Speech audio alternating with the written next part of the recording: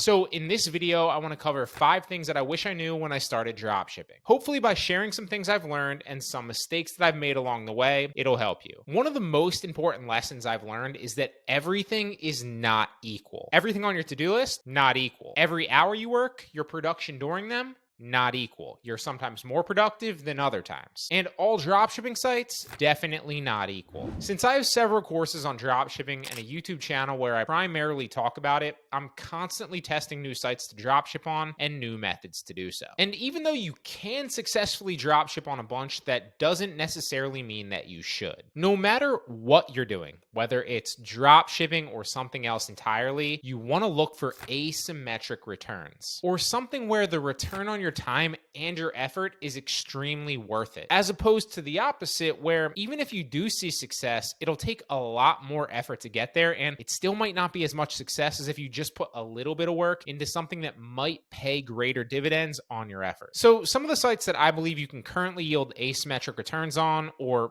put simply are worth listing on, are Amazon, Etsy, Facebook, Mercari, Poshmark, and eBay. You can see success on a lot of the other platforms I cover, don't get me wrong, but that doesn't mean it should be your main focus. I'd only recommend listing on them if you've covered all your bases on all the other websites, or if you have a VA with some extra time during the day and you're looking for some more sales. Another important lesson is that smaller sales matter too. And with smaller sales typically comes smaller profit, which definitely sounds counterintuitive, but you need the smaller sales because they come with higher volume most of the time, which means you can protect your store's metrics and your account health so you can continue selling long term. Obviously, in a vacuum, of course, a higher sale with more profit is always ideal, but we don't sell in a vacuum. And in practice, people buy cheaper items a lot more frequently and expensive items a lot less frequently. And so you need to balance out your store with smaller priced items as well, especially if you're selling on a marketplace. If you only focus on higher ticket items, yes, you can make more of a profit with less work, but you're leaving your store very vulnerable. And all it takes is a few unhappy customers or a few bad transactions, and you might end up in bad standing with that website and unable to sell on it anymore. The third lesson I learned was one that I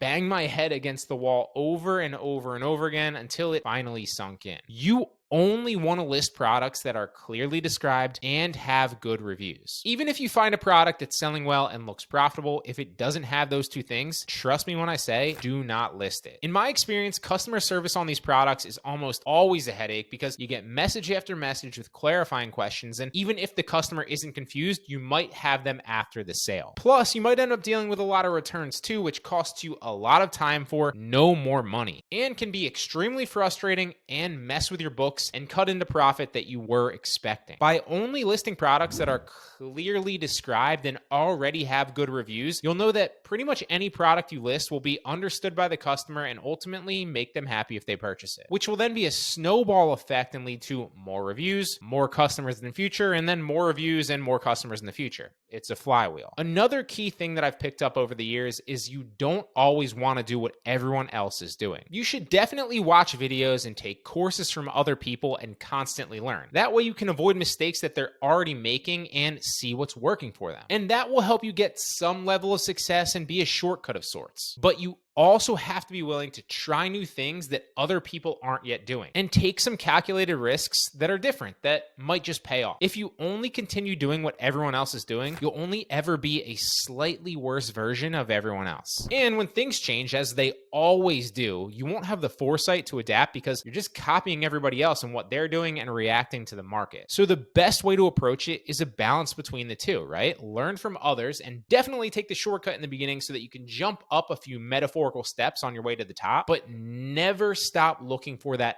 elevator or the innovative way that nobody else is currently doing and maybe nobody else has yet thought of. That's how you really hit it big, and really that's what all entrepreneurs do. Finally, the last lesson I learned was fairly recent. And again, I banged my head against the wall for years until I finally accepted this. You need to build a team if you ever want to do something even remotely big, meaningful, or if you don't want to be a slave to your own business. I was forced to learn this lesson at the beginning of last year, and I was working like 14-hour days, 7 days a week, doing absolutely everything in my business. Not only was I burnt out, but I lost passion for the business and it wasn't fun anymore, which crushed my productivity. And more importantly, it never afforded me the time to look around at new potential horizons or expand anyway, or new innovative ways to improve. And I believe that many entrepreneurs fall into this trap. I know I certainly did. The reason most of us start is because we want to be our own boss and we want more freedom. But then we just end up as an employee of ourselves and we end up creating another job for ourselves that we slave away at day after day, just on a